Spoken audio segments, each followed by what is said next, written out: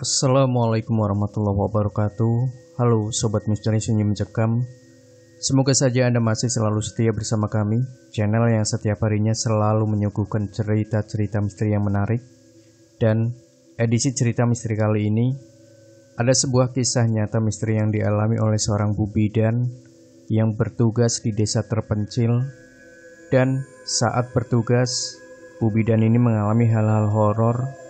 Hal-hal apa saja yang dialami oleh Bu Bidan di desa terpencil ini? Simak cerita selengkapnya. Sebuah kisah misteri yang berjudul Puskesmas Angker di Desa Terpencil. Sebelum menceritakan pengalamanku ini, aku mau minta maaf kalau ada kesamaan tempat atau nama tokoh. Baiklah, sebenarnya aku tidak pandai bercerita, tapi aku rasa ini saat yang tepat menceritakan ulang pengalamanku berdinas di sebuah puskesmas yang terletak di sebuah kampung terpencil. Oh ya, perkenalkan dulu, aku Maya. Aku tuh seorang bidan. Setelah lulus kuliah, aku sempat kerja di klinik.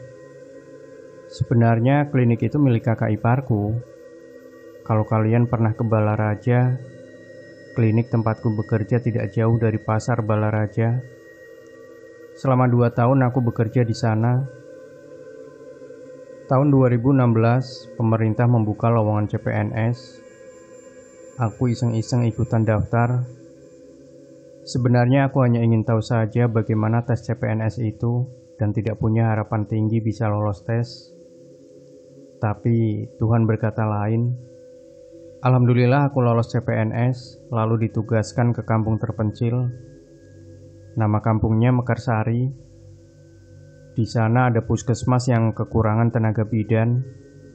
Oh ya, bukan kekurangan, tapi tidak ada bidannya. Jadi bidan yang pernah tugas di sana minta dimutasi ke daerah lain, dan aku ditugaskan untuk mengisi kekosongan bidan di puskesmas itu. Aku tidak menyangka kalau kampung ini benar-benar terpencil. Mobil saja susah masuk karena jalannya rusak dan berlumpur kalau musim penghujan. Sesekali memang ada truk yang melintas, tapi para penumpang kerap terpaksa turun ramai-ramai mendorongnya karena ban terjebak di kubangan lumpur. Aku sendiri naik ojek untuk sampai ke kampung Mekarsari. Walau pada akhirnya tetap saja aku harus turun dari motor karena jalannya yang licin dan berbahaya. Dengan terpaksa aku menerobos kubangan lumpur, sedangkan si bapak tukang ojek dengan susah payah mendorong motornya. Saat itu aku sempat cemas karena sudah jam 5 sore, tapi kami masih terjebak di jalan berlumpur ini. Ini masih jauh ya Pak? Tanya aku sambil menyeimbangkan badan agar tidak tergelincir.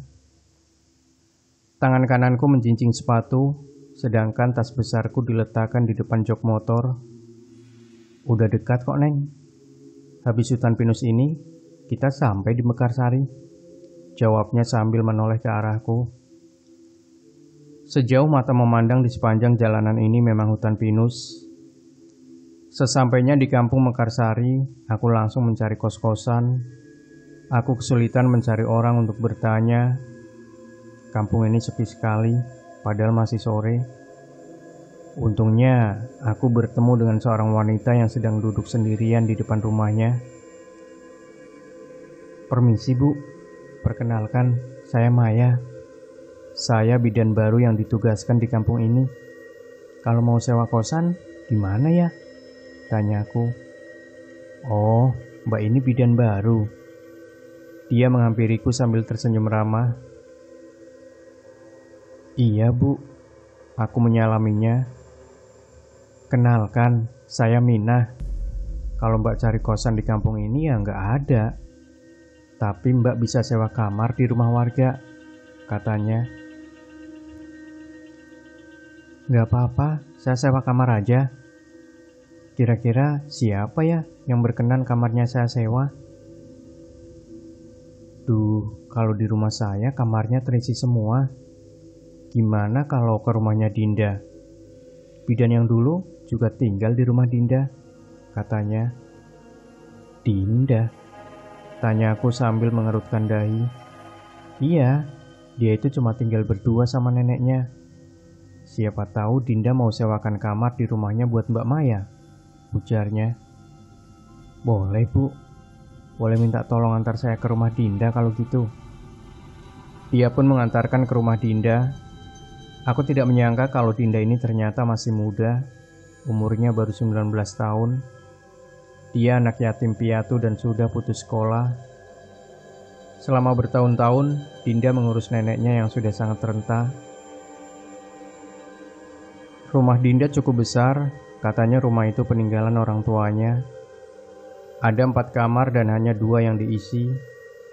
Aku menyewa kamar bekas bidan yang pernah bertugas di kampung ini. Itu nenekku, namanya Mbok Ibah. Dia udah gak bisa ngomong. Dinda membuka kamar neneknya. Dia memperkenalkan neneknya padaku. Kulihat wanita tua itu sedang duduk di tepi tempat tidurnya. Seluruh rambutnya putih semua. Dia mengenakan kain batik yang warnanya sudah pudar dan baju kebaya usang. Perlahan, wanita itu mendongak ke arahku dan dia tersenyum. Mbok, saya Maya yang mau sewa kamar di rumah ini, sapaku dari pintu kamar. Tentu saja dia tidak bisa menjawab, tapi aku yakin dia juga menyapaku dalam hatinya. Dinda menutup kembali pintu kamar neneknya. Engsel pintu itu mungkin sudah berkarat, sehingga menimbulkan bunyi yang cukup nyaring saat ditutup. Dinda lalu membawaku ke kamar yang mau aku sewa. Walau temboknya usang dan retak, tapi kamar itu tampak bersih. Ada ranjang besi jadul dan kasur kapuk di sana. Ada juga lemari pakaian yang dilengkapi dengan cermin besar. Ini kamarnya, Mbak. Semoga betah tinggal di sini, ucap Dinda. Dari tadi aku tidak melihatnya tersenyum sedikit pun. Mungkin Dinda orang yang pendiam. Iya, Dinda. Terima kasih banyak udah mau terima aku di rumah kamu. Oh ya, aku punya sesuatu buat kamu. Segera aku buka tas besar yang kubawa. Ini buat kamu. Kamu suka coklat kan? Tanyaku. Dia mengangguk lalu mengambil coklat itu. Terima kasih Mbak, katanya. Kalau ada apa-apa, jangan sungkan panggil saya aja ya Mbak, tambah Dinda. Iya Dinda, timpalku. Malam itu selesai mandi, aku langsung tidur karena sangat lelah. Pintu kamar kukunci rapat, lampunya kumatikan. Hari yang sangat melelahkan. Aku harus istirahat karena besok sudah mulai bertugas di puskesmas. Aku bangun jam 5 pagi, ternyata Dinda sudah tidak ada di rumah. Dinda pernah cerita kalau dia belakangan ini bekerja sebagai pemetik jagung. Perkebunan jagung memang menjadi salah satu sumber mata pencaharian warga kampung Mekarsari. Selesai sholat subuh aku langsung mandi. Namun sebelum beranjak ke kamar mandi, tak sengaja aku lihat pintu kamar Mbok Ibah terbuka sedikit.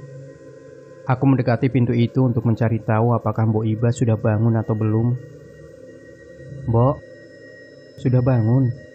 Kudorong pintu kamar itu sedikit, lalu melongokkan kepala. Mbok Ibah ternyata sudah bangun. Dia duduk di tepi tempat tidurnya sambil menunduk.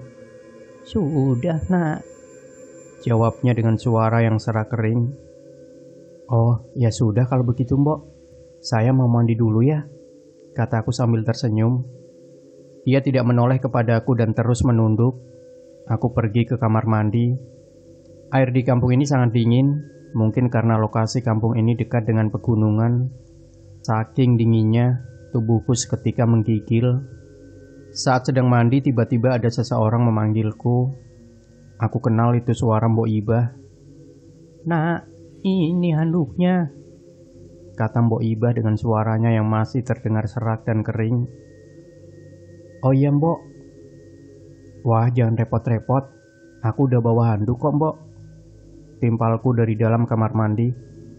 Ku dengar dia malah terkekeh lalu berkata, pakai handuk Mbok saja. Gayung yang kupegang seketika jatuh. Aku baru ingat kalau Mbok Ibah ini kan sudah tidak bisa berbicara. Aku seketika terdiam, suaraku tercekat di tenggorokan, suasana menjadi sangat mencekam. Di luar Mbok Ibah masih memanggilku sambil menawarkan handuk. Ini, pakai punya Mbok saja. Dari atas tembok kamar mandi, kulihat sebuah tangan yang menjulur panjang. Tangan itu menggenggam handuk warna biru. Jelas saja aku kaget hingga berteriak ketakutan sambil minta tolong. Aku jongkok sambil memeluk kaki, aku tidak berani menatap ke atas. Untungnya, sesaat kemudian ada yang menggedor pintu kamar mandiku. Kenapa, Mbak? Itu suara Dinda. Segera aku kenakan handuk lalu membuka pintu.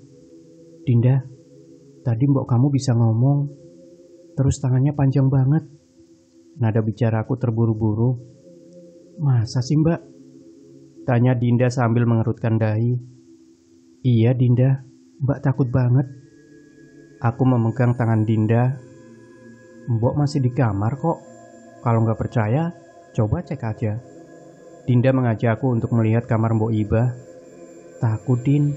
Aku menggelengkan kepala. Ayo, Mbak. Dinda memaksa sambil menarik lenganku. Pelan-pelan ku dekati pintu kamarnya Mbok Ibah. Dinda mendorong pintu itu. Di dalam sana kulihat Mbok Ibah masih duduk di tepi tempat tidurnya. Dia menoleh ke arah kami lalu tersenyum sambil mengangguk ramah. Tuh kan, Mbok masih di kamarnya, kata Dinda. Sumpah Dinda, Mbak dengar jelas banget kalau Mbok kamu ngomong, terus tangannya panjang banget. Kayaknya Mbak masih ngelindur deh, kata Dinda. Aku menggelengkan kepala. Ya sudah, lupakan, kataku. Aku rasa percuma bersikeras dengan orang yang tidak percaya padaku. Emang kamu habis dari mana? Tanya aku sambil menjauh dari kamar Mbok Ibah. Aku mengalihkan pembicaraan sambil menjauh dari kamar Mbok Ibah. Aku tadi di belakang rumah, Mbak, habis bersih-bersih. Hari ini Mbak kerja ya? Tanya Dinda. Iya, Din. Mbak mau ganti pakaian dulu ya? Mbak bidan kan? Sebelum masuk ke kamar, Dinda malah bertanya lagi. Iya, Dinda. Di kampung ini kalau ada yang melahirkan nggak suka pakai bidan, Mbak. Loh, kenapa? Masih pakai dukun ya? Aku mengerutkan dahi. Iya, tapi di kampung ini bukan dukun namanya, tapi paraji. Aku mengangguk-angguk. Ini merupakan tantangan baru bagiku.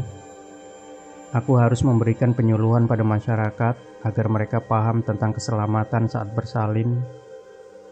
Pagi itu aku dijemput oleh Pak Sukra, dia pegawai puskesmas. Pak Sukra pasti tahu dari warga kalau aku menyewa kamar di rumahnya Dinda. Aku pun diantar ke puskesmas yang jaraknya lumayan jauh dari rumah Dinda. Mungkin sekitar 15 menit perjalanan. Jalan menuju puskesmas juga rusak parah. Aku dibonceng pakai motor bebeknya Pak Sukra. Kenapa jalanan di kampung ini rusak semua ya, Pak? Ya, beginilah, Mbak. Jarang ada pembangunan. Sekalinya dibangun, aspalnya tipis banget. Ya, palingan bertahan 1 atau 2 tahun udah rusak lagi. Oh, begitu ya, Pak? Iya, Mbak. Paling parah kalau musim hujan, banyak orang yang jatuh dari motor karena jalannya licin, Mbak. Akhirnya kami tiba di puskesmas. Dilihat dari depan, puskesmas itu tampak seram, temboknya berlumut, catnya juga sudah pudar. Ada pohon beringin besar di depan gedung puskesmas itu. Kita sudah sampai, Mbak. Ini puskesmas Mekarsari, ucap Pak Sukra sambil tersenyum. Pak, itu di belakang puskesmas siapa? Tanya aku sambil menunjuk ke arah wanita yang berdiri di halaman belakang gedung. Wanita itu menatap ke arah kami. Ia mengenakan daster dan tampak seperti sedang hamil tua. Dari tempatku berdiri saat ini, aku masih bisa melihat wujud wanita itu dengan jelas. Mana, Mbak? Pak Sukra mencari sosok yang kutunjuk-tunjuk. Itu loh, Pak. Kayaknya dia lagi hamil tua. Aku masih melihat sosok itu. Anehnya Pak Sukra tidak melihatnya. Padahal jelas-jelas wanita itu masih berdiri di halaman belakang puskesmas sambil menatap kami. Siapa wanita itu?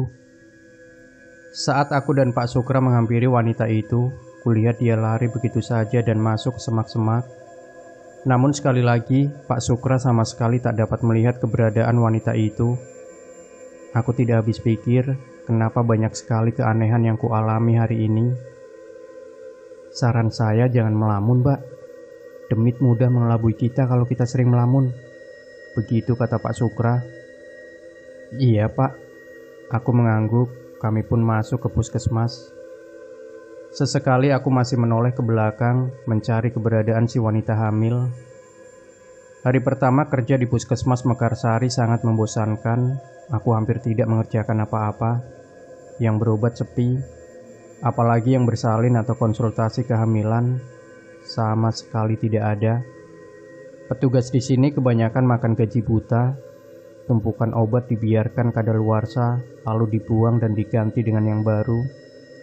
Nasib obat yang baru pun pasti sama, ujung-ujungnya dibuang juga.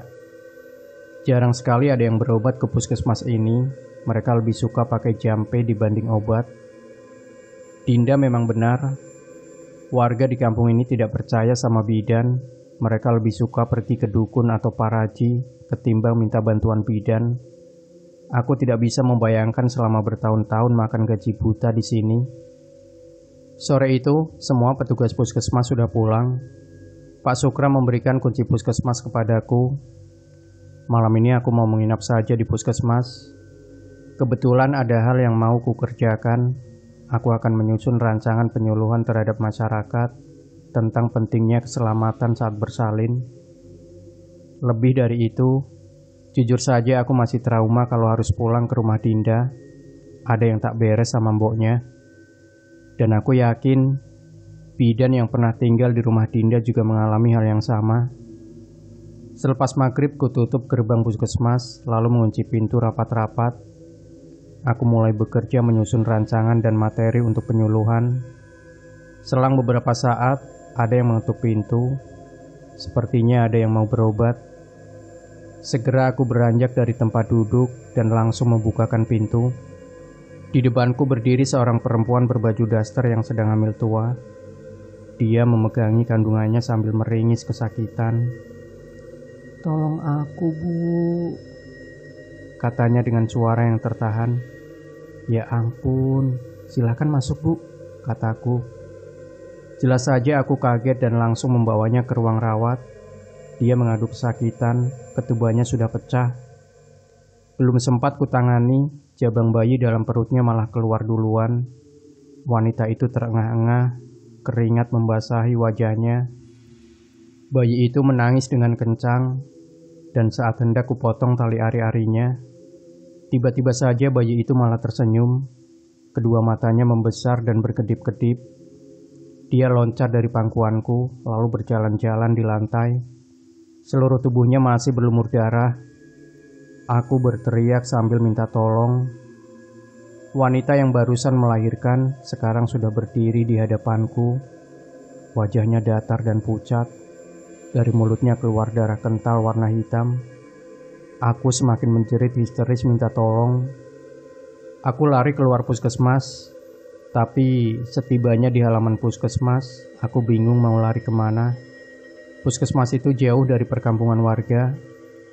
Kulihat wanita itu masih memperhatikanku dari balik jendela puskesmas sambil menggendong bayinya yang masih berlumur darah. "Tolong!" Aku lari ke jalan sambil berteriak. Kunyalakan senter handphone sebagai penerang jalan. Jalanan itu sangat sepi dan gelap. Daripada tetap tinggal di puskesmas itu, lebih baik aku lari saja ke perkampungan warga. Walaupun perkampungan itu jaraknya cukup jauh dari puskesmas, aku tetap memberanikan diri menembus gelap dan kabut. Langkahku terhenti saat mendengar suara deru motor. Semakin dekat suara itu semakin jelas, lalu cahaya lampu motor menyilaukan mataku. Sambil memicingkan mata, kuhalangi mataku dengan tangan kanan. Ternyata itu Pak Sukra. Kebetulan sekali dia datang, aku langsung lari menghampirinya. "Pak, tolong saya, Pak." "Loh, Mbak Maya kok ada di sini?" tanya Pak Sukra. "Di puskesmas ada setan, Pak." "Hah? Setan? Pak Sukra terkejut mendengar kesaksianku. Iya pak, tolong antar saya pulang. Ya sudah, naik mbak. Aku pun segera menaiki motornya Pak Sukra. Di perjalanan dia terus menasehatiku untuk tidak melamun. Katanya saat kita melamun, setan dan jin mudah mengelabui kita. Aku gak melamun pak. Aku lihat dengan jelas kalau ada pasien yang mau melahirkan, sanggahku. Nah, saya yakin itu bukan manusia. Lagi pula, warga kampung sini pada gak mau pergi ke bidan, Mbak. Saya tahu itu, Pak. Ayo, Pak, bawa motornya ngebut aja. Saya takut, pintaku. Wajah wanita tadi masih melekat di benakku, apalagi saat dia memuntahkan darah hitam dan kental. Darah itu juga bau. Aku yakin nafsu makanku hilang untuk beberapa hari ke depan. Tadinya saya mau anterin makanan buat Mbak Maya ke puskesmas. Kebetulan istri saya masak banyak. Pak Sukra memperlambat kembali laju motornya karena sudah memasuki perkampungan warga. Terima kasih banyak pak. Untung saya ketemu sama bapak, kataku. Akhirnya aku bisa bernafas lega. Tak lama kemudian kami tiba di depan rumah Dinda. Kulihat Dinda sedang berdiri di depan pintu. Dia ternyata menungguku pulang. Aku tidak sempat memberitahunya kalau akan menginap di puskesmas. Mampir dulu saja pak, kataku pada Pak Sukra. Oh terima kasih mbak, istri saya udah nungguin di rumah. Ini makanannya mbak ambil aja. Pak Sukra menyodorkan rantang yang dibungkus plastik hitam. Sekali lagi terima kasih banyak ya pak, jadi ngerepotin terus. Ku ambil rantang itu. Iya gak apa-apa mbak, dimakan ya mbak. Itu masakan istri saya, pasti enak, ujar Pak Sukra sambil nyengir. Iya pak, pasti. Dia pun pergi. Aku dan Dinda kemudian masuk ke dalam rumah. Maaf mbak gak bilang ke kamu kalau mau nginep. Iya mbak gak apa-apa. Sebenarnya aku nyariin Mbak Maya, karena dari tadi siang bokku minta dikeloni sama mbak. Langkahku terhenti karena mendengar penjelasan Dinda.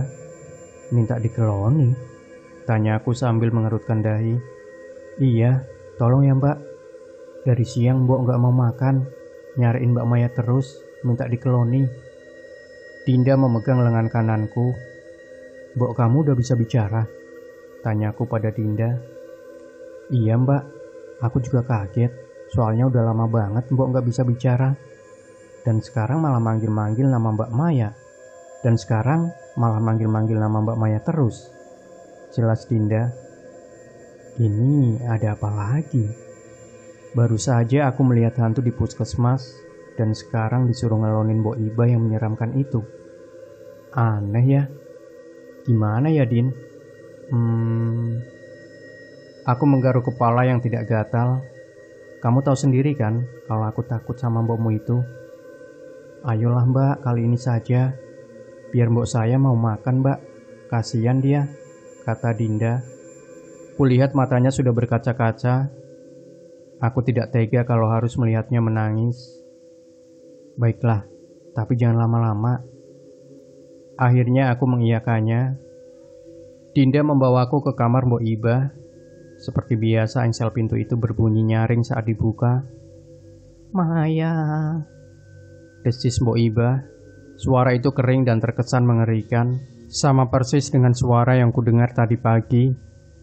Mbok Iba tidur di atas ranjangnya dengan posisi membelakangiku. Ragu-ragu aku mendekatinya. Mbok, sapaku. Keloni aku nak.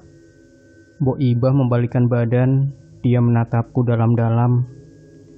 Iya mbok, tapi habis ini mbok harus makan ya. Aku duduk di tepi tempat tidurnya. Aku berbaring di samping Mbok Iba. Bantal yang kutiduri bau minyak jelantah. Setahuku orang-orang tua dulu memang gemar memakai minyak jelantah untuk rambutnya. Mbok Iba lalu membelakangiku. Perlahan ku peluk tubuhnya yang kurus dan ringkih. Tubuh itu tinggal tulang dan kulit. Aku dapat merasakan benjolan-benjolan tulang di tubuhnya. Dinda malah keluar lalu menutup pintu kamar. Dinda mau kemana? Tanyaku sambil bangkit dari tempat tidur. Jujur saja aku takut kalau harus berduaan di kamar dengan Bu Ibah. Dinda, aku terus memanggilnya. Dan saat menoleh kembali ke Bu Ibah, posisi tidurnya berubah. Sekarang ia terlentang. Kedua matanya melotot dan mulutnya menganga. Mbok, kusentuh lehernya. Tidak ada denyut nadi di sana. Mbok, kusentuh juga dada kirinya. Tak ada detak jantung di sana. Dia meninggal entah kenapa. Kejadian ini membuatku panik dan langsung lari keluar kamar mencari Dinda. Kenapa, Mbak? Dinda muncul dari dapur itu memegang semangkuk bubur. Mbokmu meninggal, kataku. Seketika saja mangkok berisi bubur yang sedang ia pegang terjatuh. Bubur itu berhamburan di lantai. Ya ampun, Mbok. Dia lari ke kamar Mbok Ibah dan langsung memeluk neneknya itu. Dinda menangis sejadi-jadinya sambil terus mengelus kepala mboknya. Jangan tinggalin aku, Mbok, rengek Dinda. Aku tidak bisa berkata apa-apa. Kejadiannya sangat cepat sekali. Aku menduga kalau Mbok Ibah terkena serangan jantung. Dinda, Din. Ada orang yang mengetuk pintu. Dinda tidak mempedulikannya dan terus menangisi Mbok Ibah. Segera aku buka pintu itu.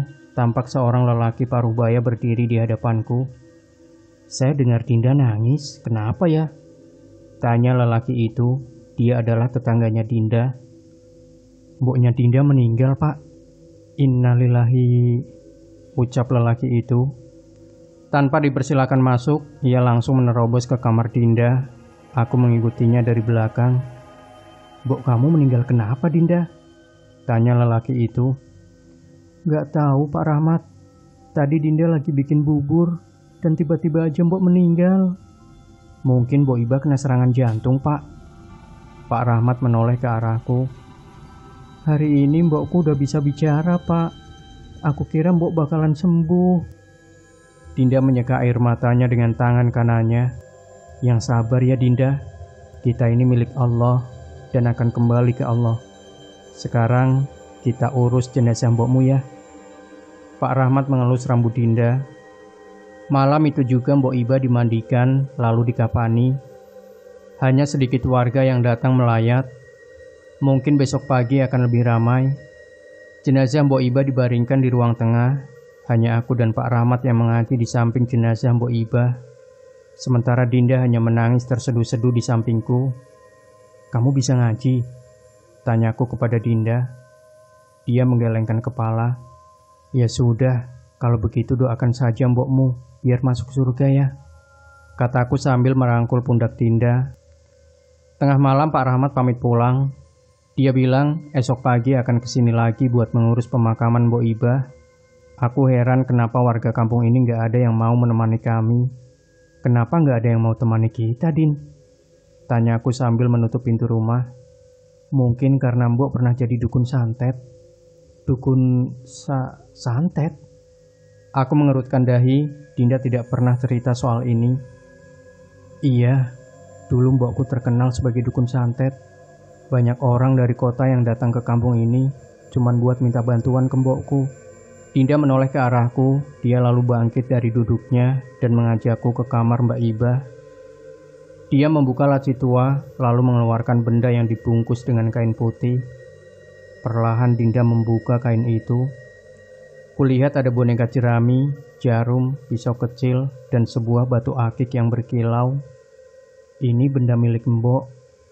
Dulu pas Mbok masih sehat, aku sering melihatnya sedang melakukan ritual nyantet. Jelas Dinda. Ya sudah, letakkan kembali barang Mbokmu. Dia sudah meninggal. Lebih baik kita jangan membicarakan keburukannya ya. Aku menyentuh pundak Dinda. Bagiku profesi Mbok Ibah bukan aib. Aku mau jadi dukun santet kayak dia. Ucap Dinda dengan tatap wajahnya yang kosong. Hus, jangan bilang kayak gitu. Membunuh orang itu bukan pekerjaan yang mulia. Aku yakin psikis Dinda terganggu, makanya dia ngomong seperti itu. Kalau yang kita bunuh orang jahat, kurasa membunuh jadi pekerjaan yang mulia. Dinda menyanggah. Keburukan jangan dibalas dengan keburukan juga, Dinda. Orang jahat serahkan ke polisi, biar hukum negara yang membalasnya. Kataku sambil tersenyum, aku terus menasehatinya. Dinda meletakkan kembali barang milik mboknya ke dalam laci. Kami lalu kembali ke ruang tengah dan tidur di samping jenazah Mbok Ibah. Tengah malam aku terbangun dari tidur karena kedinginan. Namun, aku dibuat terkejut lantaran Dinda dan jenazah Mbok Ibah hilang. Kemana mereka? Kudapati pintu rumah terbuka lebar. Padahal sebelum tidur, aku sudah menguncinya. Di luar hujan turun sangat lebat. Sesekali petir menyambar dan cahaya kilatnya menyilaukan mataku. Dinda, panggilku. Mbak Maya, sini main mbak. Itu suara Dinda. Pelan-pelan aku mendekat ke pintu. Di halaman rumah ada Dinda yang sedang hujan-hujanan dengan jenazah mboknya yang masih dibungkus kain kafan. Jenazah itu tergeletak begitu saja di halaman rumah, sedangkan Dinda loncat-loncat di samping mboknya. Sesekali dia menciumi pipi mboknya itu. Sini mbak, main sama kita. Mbokku hidup lagi. Kamu apa-apaan, Din? Mbokmu sudah meninggal. Hargai mbokmu. Aku meneriakinya. Mbokku hidup lagi kok. Hahaha.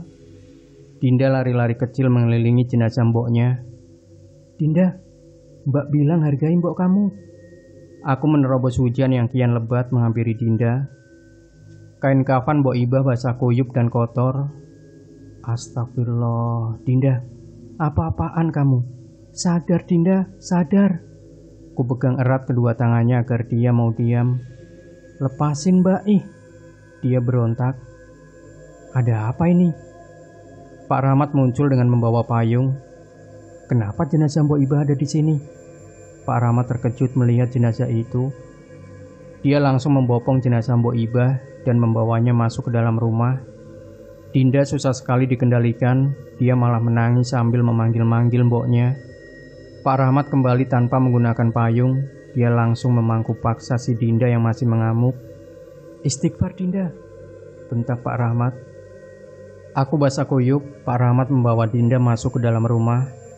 Dia membisikkan ayat-ayat suci di telinga Dinda, sementara aku masih syok melihat tingkah Dinda yang tiba-tiba aneh seperti itu. Aku menoleh ke jenazah Mbok Ibah. Kain kafannya harus diganti. Setelah dibacakan ayat suci, akhirnya Dinda melunak. Tatap matanya kosong, ia tampak kelelahan. Setelah itu aku mendengar suara ledakan kecil dari dapur. Buru-buru kuhampiri sumber suara itu. Makanan pemberian Pak Sukra acak-acakan di lantai.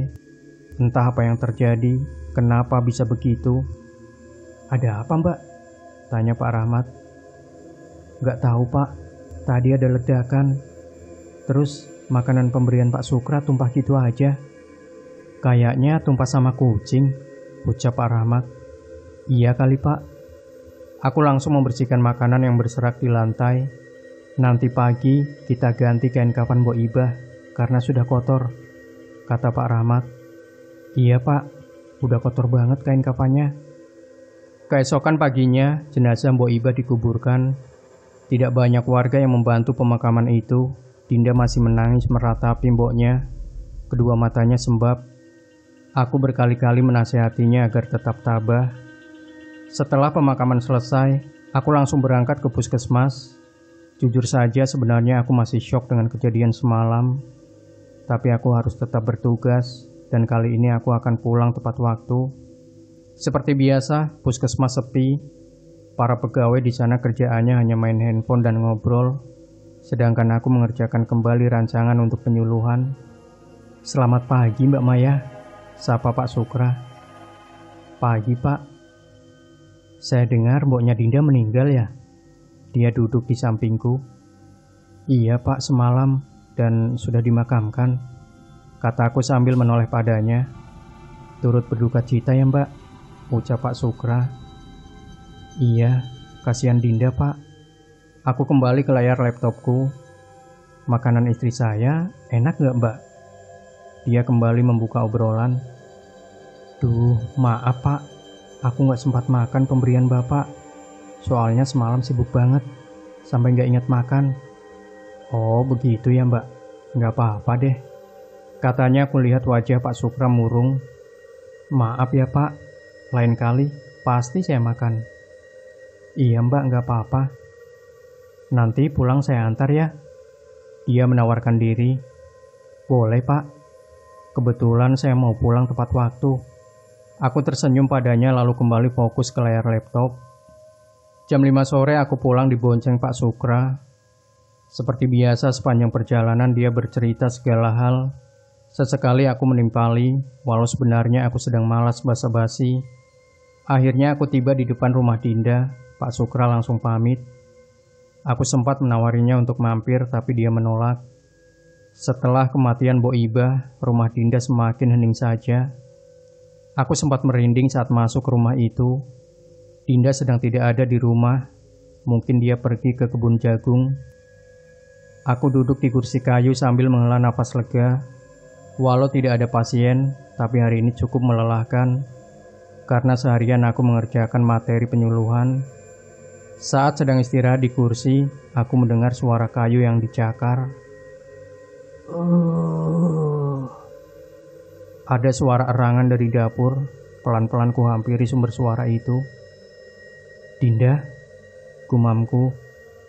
Dinda merayap di lantai, kedua matanya hitam semua. Ada darah keluar dari mulutnya. Dia kemudian merayapi dinding sambil memperhatikanku. Aku langsung berteriak minta tolong. Dinda dikurung di dalam kamar, tubuhnya diikat di atas ranjang.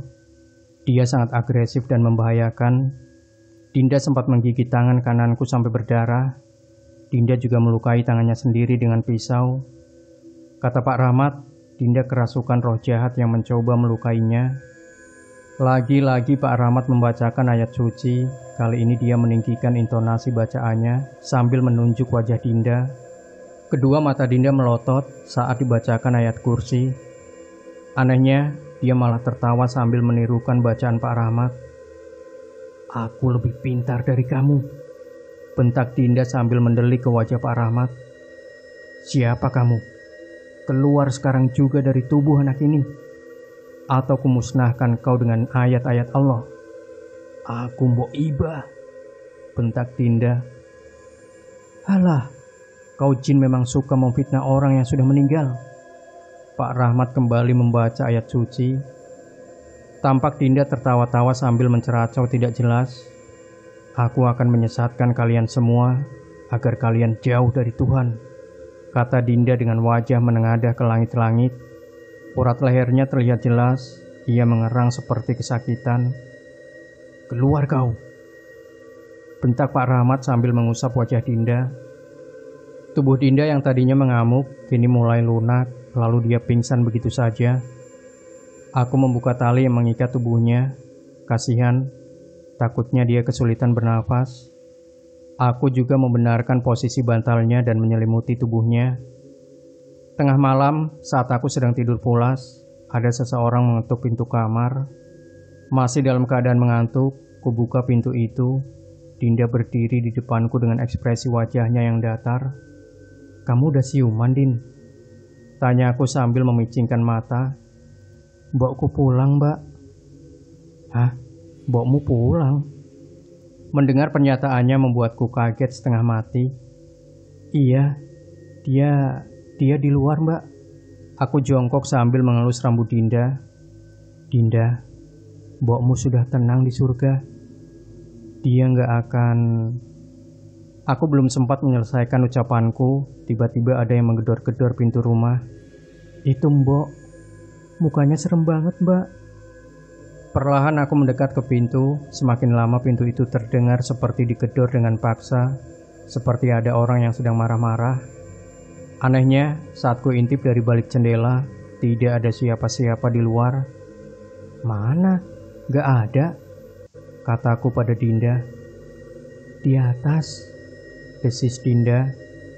Ada cairan hitam menetes ke kepalaku. Aku mendongak. Kulihat ada sosok wanita dengan wajahnya yang hitam pekat sedang menempel di langit-langit ruangan. Dia mengenakan jubah putih, rambutnya juga putih semua. Ada cairan hitam menetes dari mulutnya. Aku berteriak lalu lari keluar rumah sambil membawa Dinda. Ku gedor pintu rumah Pak Rahmat. tapi dia tidak mau keluar. Entah kemana perginya Pak Rahmat itu. Aku dan Dinda pun lari ke perkampungan warga untuk meminta tolong. Sialnya, mereka seperti tidak peduli pada kami. Ada beberapa rumah yang menyalakan lampunya, lalu mengintip kami dari balik jendela. Tapi mereka tidak mau keluar dan mematikan kembali lampu rumahnya. Aku menangis di tengah perkampungan. Dinda berdiri di hadapanku, wajahnya datar. Tak ada kesedihan sama sekali di wajahnya. "Mbak Maya, jangan nangis," kata Dinda. Aku tidak mempedulikannya. Aku tak tahu apa yang harus kulakukan sekarang. Semuanya terasa ganjil dan tak masuk akal. Ada yang tidak beres dengan kampung ini. "Mbak!" Dari kejauhan ku dengar suara lelaki memanggilku. Aku sangat mengenali suara itu. Tidak salah lagi, itu adalah Pak Sukra. "Kenapa Mbak Maya ada di sini?" Aku menceritakan kejadian itu padanya. Pak Sukra pun menawarkan untuk tinggal di rumahnya. Aku dan Dinda pun menerima tawaran itu. Untuk beberapa hari ini, kami akan tinggal di rumah Pak Sukra. Tidak ada salahnya menerima tawaran lelaki itu. Lagi pula dia sudah punya istri.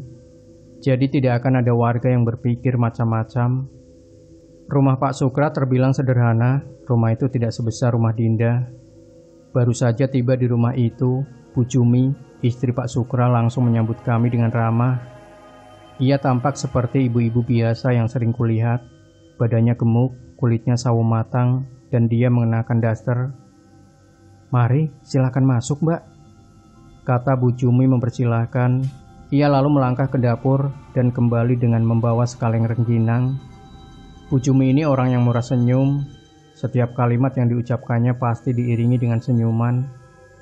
Tak lama kemudian, Pak Sukra muncul dari dapur. Dia membawa 2 gelas sirup jeruk dan menyuguhkannya kepada kami. "Ini buat Dinda, biar lebih tenang. Ayo diminum." Pak Sukra mengambil gelas di hadapanku, lalu menyodorkannya kepada Dinda. Dinda kemudian meminum sirup jeruk itu. "Enak kan?" tanya Bu Jumi, namun Dinda diam saja. Ia tidak menanggapi Bu Jumi. "Nah, yang ini buat Mbak Maya." Pak Sukra meraih gelas satunya lagi di hadapanku. "Iya Pak, terima kasih," timpalku sambil tersenyum. Sirup itu terasa segar sekali. Aku meminumnya sampai habis setengahnya sekali teguk. "Gimana, enak kan sirupnya?" "Enak Pak," jawabku sambil mengangguk. "Kalau rumah itu ada hantunya, untuk sementara Mbak Maya dan Dinda boleh kok tinggal di sini dulu. Iya kan Mah?" kata Pak Sukra sambil menoleh kepada istrinya. "Iya, boleh banget. Kebetulan masih ada kamar yang kosong," timpal Bu Jumi. "Saya ucapin terima kasih banyak udah mau nolong kami Pak. Semenjak Mbok Ibah meninggal, rumah itu jadi angker. Kemarin saja Dinda kesurupan," kataku sambil menampakkan wajah cemas. "Nanti saya bantu buat usir hantu itu. Kebetulan saya punya kenalan yang bisa mengusir hantu," ujar Pak Sukra sambil menatapku. Aku mengangguk. Dinda dari tadi hanya diam sambil menatap Pak Sukra dengan tatapan datar. "Kamu baik-baik aja kan?" tanya Pak Sukra kepada Dinda. Dinda tidak menjawab apapun. Mungkin Dinda masih sedih kehilangan mboknya. Aku mengusap kepala Dinda. "Ya sudah, semoga kamu bisa cepat mengikhlaskan kepergian mbokmu ya," kata Bu Jumi. Kami lalu diantar ke kamar oleh Bu Jumi. Di dalam kamar itu hanya ada satu tempat tidur yang hanya muat untuk 1 orang. Pak Sukra lalu datang dengan membawa kasur tambahan. Dia meletakkan kasur itu di bawah ranjang. "Kamu tidur di ranjang ya, biar Mbak yang di bawah," kataku kepada Dinda. Entah kenapa malam itu aku tidak bisa tidur. Tiba-tiba aku terbayang wajah Pak Sukra. Bayangan itu tidak mau pergi sehingga membuat mataku susah terpejam. Di luar sayup-sayup ku dengar suara Pak Sukra seperti sedang bergumam, membaca mantra-mantra. Aku juga mencium bau kemenyan malam itu. "Mbak Maya?" Pak Sukra memanggilku dari balik pintu kamar. "Iya Pak," jawabku. Seperti ada yang mengendalikan tubuhku, aku menghampiri Pak Sukra. Dia berdiri di depan pintu sambil tersenyum. Dia mengelus rambutku lalu menyentuh pipi kananku. Maukah kamu menjadi istri keduaku? Aku pun mengangguk, benar-benar seperti ada yang mengendalikanku. Aku tidak mau menceritakan apa yang selanjutnya terjadi malam itu. Semuanya seakan tak terkendali, rumit, dan susah dijelaskan dengan akal sehat. Pak Sukra ingin mengawiniku. Dulu aku tidak pernah percaya dengan kebenaran ilmu pelet, tapi semenjak kejadian malam itu, aku yakin kalau Pak Sukra mencekokiku dengan ilmu pelet. Paginya aku dan Dinda langsung pamit pulang tanpa menceritakan apapun kepada Bu Jumi. Aku sendiri masih dalam kebingungan, entah antara sadar atau tidak, wajah Pak Sukra masih sedikit terbayang-bayang. Rasanya aku ingin selalu berada di dekat Pak Sukra, namun di sisi lain aku merasa bersalah kepada Bu Jumi. Kejadian malam itu benar-benar di luar nalarku. Pagi ini aku tidak masuk kerja karena tiba-tiba badanku demam tinggi. Aku juga sudah minum obat, tapi demamku tidak kunjung reda. Sekarang tubuhku malah menggigil, wajahku tampak pucat saat kulihat di cermin. Kantung mataku juga mendadak hitam. Segera ku benamkan diri di atas kasur, semakin lama tubuhku malah menggigil. Dinda. Dengan suara serak ku panggil Dinda. Iya mbak, sahutnya dari luar. Ku dengar langkah kakinya mendekat ke kamarku. Mbak sakit?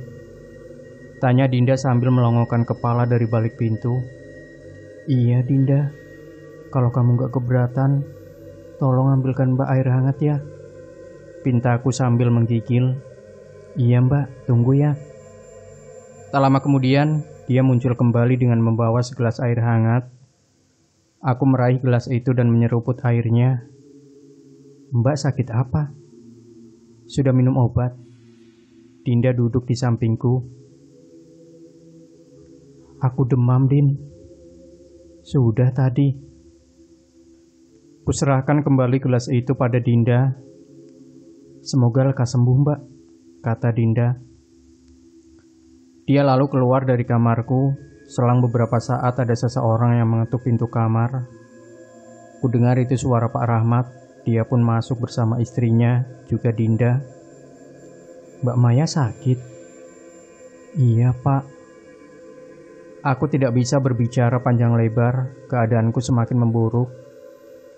Kamu demam, Mbak, kata istri Pak Rahmat setelah menyentuh keningku. Aku mau ngomong empat mata sama Pak Rahmat, pintaku. Ya sudah, jawab Pak Rahmat sembari melirik ke istrinya dan Dinda. Mereka berdua pun keluar dari kamar. Tolong Pak, sepertinya aku terkena pelet, kataku. Pak Rahmat terkejut mendengar pernyataanku. Siapa yang melet kamu, Mbak? Pak Sukra. Bajingan. Pak Rahmat geram. Tolong aku, Pak. Kumohon. Mah? Pak Rahmat memanggil istrinya. Iya, Pak. Wanita itu pun masuk ke kamarku. Tolong ambilkan kerisku di rumah. Ada di kolong ranjang kita, pinta Pak Rahmat. Iya Pak. Kamu jangan khawatir, aku akan melepaskanmu dari ilmu pelet itu, ujar Pak Rahmat. Iya Pak, tolong aku. Semakin lama tubuhku malah semakin dingin. Beberapa saat setelah kami menunggu, istri Pak Rahmat muncul kembali dengan membawa keris. Ia menyerahkannya kepada Pak Rahmat. Keris itu kemudian dikeluarkan dari sarungnya. Pak Rahmat lalu menempelkannya di keningku. Aku memejamkan mata. Kudengar Pak Rahmat berkomat-kamit yang suaranya terdengar tak terlalu jelas. Entah apa yang sedang dia ucapkan. Tak lama setelah itu, ada sesuatu dari dalam perutku yang memaksa naik untuk keluar dari mulut. Kubuka mulutku lebar-lebar. Kedua mataku sampai berair karena menahan sakit. Aku merasa seperti ada benda tajam yang menyayat-nyayat isi perutku. Saat itu juga, dari dalam tenggorokanku keluar untayan rambut sebesar telunjuk orang dewasa. Rambut itu berlumur darah. Pelan-pelan Pak Rahmat menarik benda itu. Panjang rambut itu sekitar 1 meter lebih. Aku muntah-muntah setelah benda itu berhasil keluar dari dalam mulutku. Pak Rahmat kembali berkomat kamit. Aku kembali memuntahkan sesuatu, kali ini cairan. Itu jelas minuman yang diberikan Pak Sukra kemarin. Kamu benar-benar terkena pelet si Sukra. Pak Rahmat memasukkan kembali kerisnya. Aku mau pulang saja, Pak, kataku sambil menyeka bercak darah di bibir. Kapan? Tanyanya lagi. Besok saja. Semoga keadaanku sudah membaik besok. Ya, kalau Mbak Maya pulang, aku sendirian dong, gerutu Dinda. Kamu gak sendiri kok, kan ada keluarga Pak Rahmat yang baik hati, ujarku. Tak lama kemudian, ada seseorang yang mengetuk pintu. Mbak Maya, itu suara Pak Sukra. Mau apa dia? Pak Sukra muncul, dia membawa buah-buahan untukku. Mbak Maya sakit ya? Sapa Pak Sukra sambil tersenyum. Jangan mendekat kau bajingan, teriakku sambil melemparkan gelas ke wajahnya. Ada apa ini? Pak Sukra kaget karena tiba-tiba aku marah kepadanya. Jangan pura-pura bodoh kau Sukra. Aku tahu perbuatanmu. Kini Pak Rahmat membelaku. Maksud kalian apa? Tanya Pak Sukra. Kau pelet Mbak Maya kan? Lanjut Pak Rahmat. Hei, kau Rahmat, Ustadz Gadungan. Jangan fitnah orang sembarangan ya. Mereka berdua terlibat adu mulut hingga menimbulkan kegaduhan. Saat itu juga Dinda berteriak sangat keras. Ia mengibaskan tangan kanannya dan seketika Pak Rahmat dan Pak Sukra terpental. Ada yang merasuki Dinda lagi. Sejak kematian mboknya, aku tahu kalau ada yang selalu mengawasi Dinda. Pak Rahmat meraih kerisnya. Ia kembali berkomat kamit sambil mengarahkan keris itu pada Dinda. Namun tampaknya Dinda masih melakukan perlawanan. Bahkan suara Dinda berubah menjadi mirip sekali dengan suara mboknya. Astagfirullah, Mah, lari. Pak Rahmat meminta istrinya untuk lari. Sementara itu Pak Sukra masih terkapar kesakitan. Jangan membuat keributan di rumahku. Sekali lagi Dinda mengibaskan lengannya, membuat Pak Rahmat terpental kembali. Keris yang tergeletak di lantai tiba-tiba melayang. Dinda yang mengendalikannya. Ia hendak melesatkan keris itu kepada Pak Rahmat. Dinda, jangan, teriakku. Keris itu melesat ke arah Pak Rahmat dan untungnya masih dapat dihindari. Pada saat genting seperti itu, Pak Sukra malah kabur. Dia ketakutan melihat Dinda yang kesurupan. Wahai iblis, keluarlah dari tubuh anak ini, bentak Pak Rahmat, lalu ia berkomat kamit. Dinda tersenyum dingin, dia mengangkat kedua tangannya. Seketika saja semua benda di ruangan itu melayang. Dengan kekuatan gaibnya, Dinda melesatkan benda-benda itu ke tubuh Pak Rahmat. Ia pun terjungkal, kepalanya berdarah terkena benda tumpul. Dinda, cukup, bentakku. Dinda menoleh ke arahku, kedua bola matanya hitam pekat. Dia lalu berteriak sangat kencang, membuat telingaku berdengung. Pak Rahmat bangkit kembali, dia merogoh sesuatu dari kantong celananya. Itu sebuah jimat yang terbuat dari kayu. Ia lemparkan jimat itu pada Dinda. Saat itu juga Dinda terkapar tak sadarkan diri. Pak Rahmat menyentuh kening Dinda sambil terus bergumam, entah apa yang dibacanya. Lalu terdengar sebuah benda yang bergetar di kamar Mbok Iba. Pak Rahmat pun pergi menghampiri sumber suara itu. Aku tidak tahu apa yang dia lakukan di dalam kamar Mbok Iba. Tubuhku masih lemas dan sulit digerakkan. Sesaat kemudian Pak Rahmat muncul kembali dengan membawa sesuatu di tangannya. Mungkin iblis di dalam benda ini yang membuat Dinda menderita, ujar Pak Rahmat sambil menunjukkan benda itu padaku. Aku akan membakarnya, sambung Pak Rahmat. Keesokan paginya, kondisiku sudah pulih. Pagi itu juga aku memutuskan untuk pulang. Pak Rahmat memesankan ojek untukku, sedangkan Dinda tampak sedih. Aku sebenarnya tidak tega meninggalkannya sendirian. Namun keputusanku sudah bulat. Aku mau minta mutasi dan menjelaskan semua yang kualami di kampung ini. Sekitar jam 8 pagi, aku dan tukang ojek yang aku sendiri tak tahu siapa namanya masih terjebak di jalan yang rusak dan berlumpur. Saat kami sedang susah payah melintasi jalan itu, tiba-tiba dari kejauhan, kulihat seorang lelaki yang mengenakan cupluk hitam berdiri menatap kami. Ia membawa sebuah balok kayu.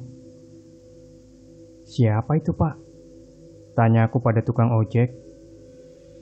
Gak tahu, Mbak. Siapa itu ya? Wah, jangan-jangan begal, jawab tukang ojek. Lelaki misterius itu lari menghampiri kami. Ia berhasil memukul kepala si tukang ojek hingga terkapar di kubangan lumpur. Sedangkan aku lari ke arah hutan pinus. Lelaki itu mengejarku.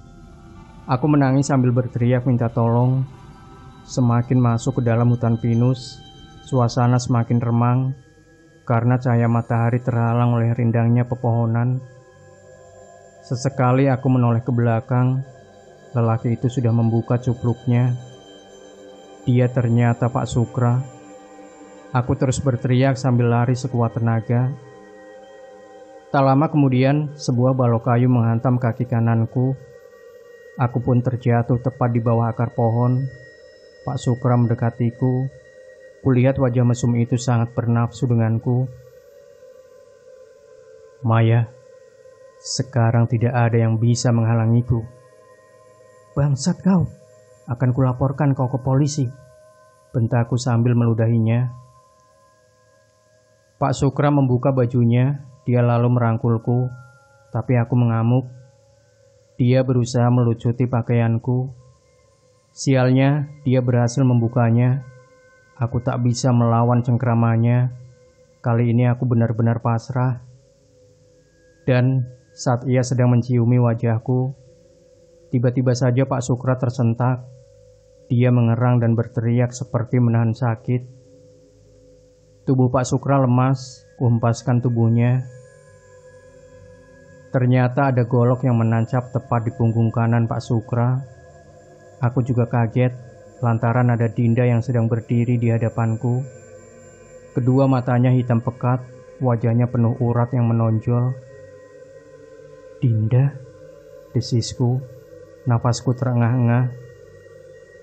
Tubuh Dinda seketika lunglai, ia pun jatuh terkapar di tanah. Sepulangnya dari kampung itu, aku tes keperawanan, dan hasilnya keperawananku masih utuh.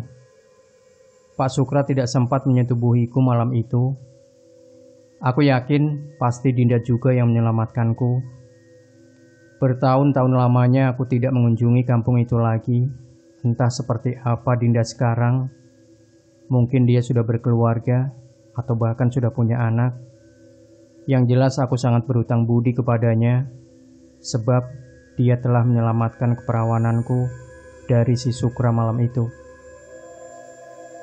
Demikian Sobat Misteri Sunyi Mencekam. Jangan lupa berikan komentar Anda, like, share video ini, subscribe channel Sunyi Mencekam, dan kembali nantikan cerita-cerita misteri terbaru dari kami. Wassalamualaikum warahmatullahi wabarakatuh.